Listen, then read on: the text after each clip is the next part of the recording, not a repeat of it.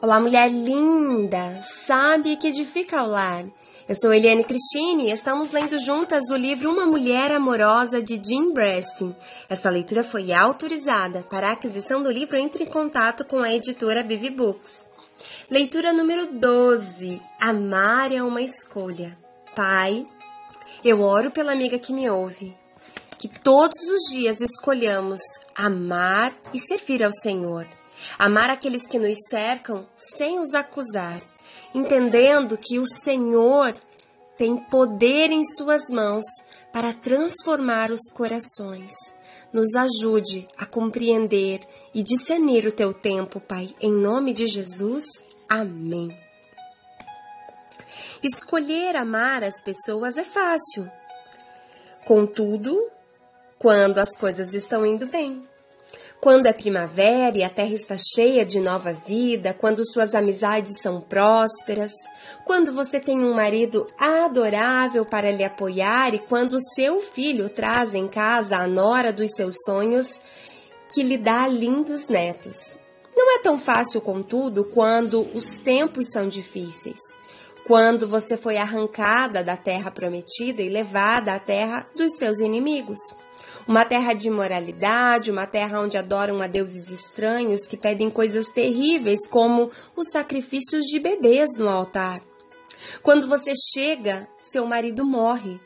Depois os seus filhos desejam permanecer naquela terra, não por enquanto, mas por um bom tempo. Eles se apaixonaram por meninas moabitas e logo se casaram. Durante os anos seguintes, a aridez da sua vida continua, pois não nascem netos. Seu marido se foi, seu lar se foi e os seus braços estão vazios. A vida é tão cinzenta quanto a nuvem de um temporal de inverno. E ainda, mesmo nos tempos mais difíceis, Noemi escolhe amar. Ruth é a heroína deste livro, mas ela tem um modelo em Noemi. Se você parar para pensar um pouquinho a respeito da sua vida, será que você consegue se recordar de pessoas que em tempos difíceis escolheram amar a você? Um tempo que estava difícil na sua vida, mas ainda assim alguém decidiu te amar da maneira na qual você estava. Como mencionado anteriormente, Noemi é geralmente conhecida como a versão feminina de Jó.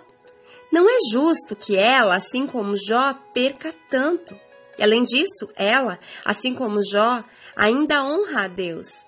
Ela passa por um momento quando a sua fé estremece. Não a sua fé em Deus, mas a esperança de seu futuro na terra. O mesmo acontece com Jó, mas ambos retornam refinados como ouro. Ambos experimentam restauração de Deus e são conhecidos na história como pessoas que amaram a Deus, não em razão daquilo que Ele deu a eles, mas por causa do que Ele é. Noemi passa por diversas decepções. Primeiro, ela é afastada da sua terra, da sua casa, da sua cultura, dos seus amigos, dos seus demais parentes, para ir para uma terra estranha, de uma cultura estranha que adora deuses estranhos, que é Moabe. Depois ela perde o seu esposo, a Bíblia não relata como, mas ele morre. Depois ela passa pela experiência de ver seus filhos se apaixonarem por mulheres moabitas e decidirem se casar. Isso não era agradável inicialmente aos olhos de Noemi, porque Deus havia designado que o povo de Israel se casasse apenas com israelitas. E os filhos de Noemi casando com moabitas estaria trazendo consequências ali para a sua vida. Já falamos sobre isso em outros episódios deste livro. Mais à frente, Noemi continua em Moabe. E ela agora perde os seus 2 filhos. A Bíblia também não relata como, mas ela perde seus 2 filhos. E agora ela está viúva, empobrecida, porque os recursos lhe faltam. E agora tem mais 2 viúvas para que ela tenha que tomar conta.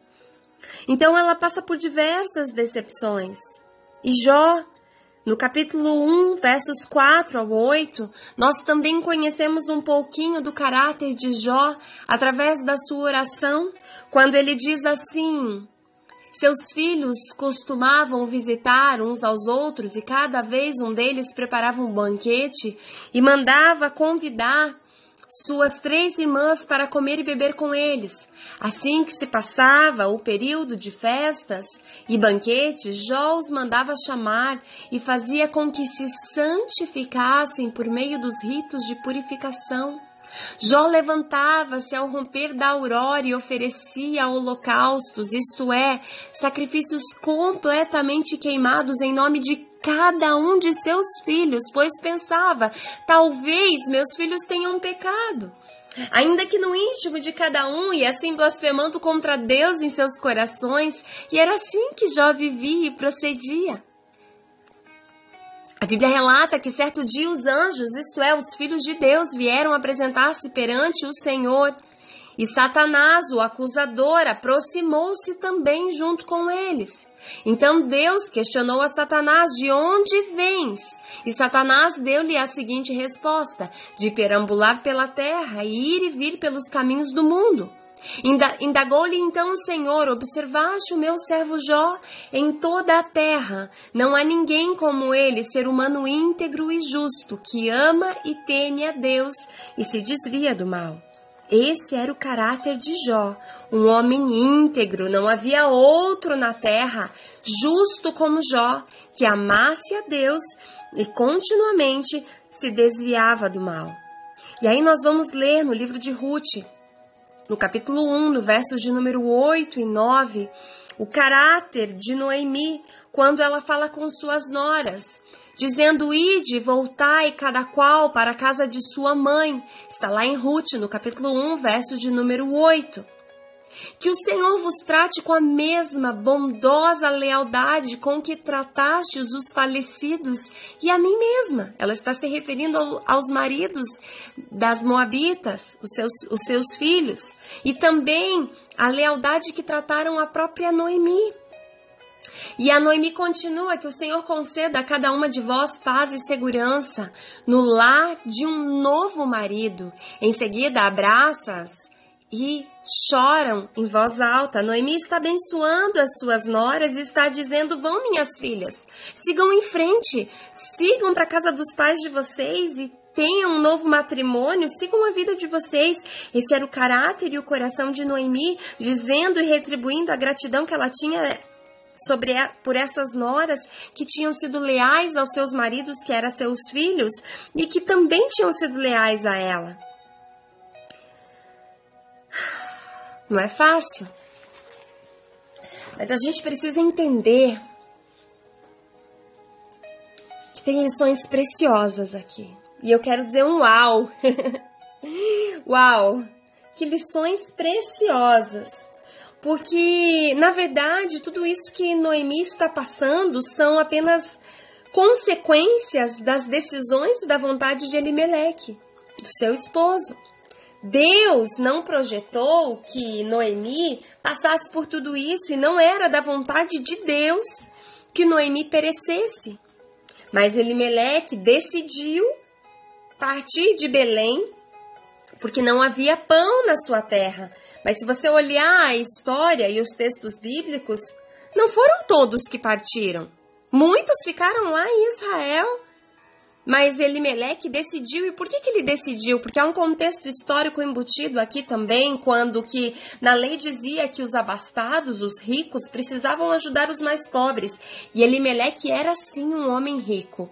E mais pra frente você vai entender isso mais aprofundadamente. Elimeleque foi egoísta e decidiu ir para uma nova terra, construir uma nova família, abdicando de ajudar as pessoas, sendo avarento, na verdade. Então, as consequências das tragédias que acontecem nesta família não são vontade de Deus, mas são consequências e frutos de escolhas.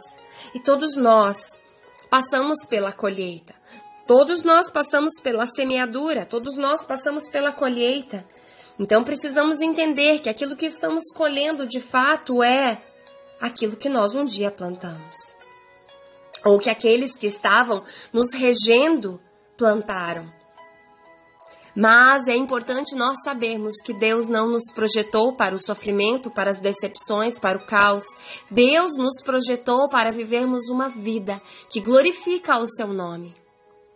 Então eu quero te encorajar a encontrar esperança neste livro, no livro de Ruth, na Bíblia Sagrada, mostrando que Noemi é completamente restaurada e tem a sua vida transformada, ao passo que Ruth também tem a sua vida modificada completamente, desde as suas origens até o seu destino final, seu destino profético. Que o Senhor te abençoe, um grande beijo e até a nossa próxima leitura.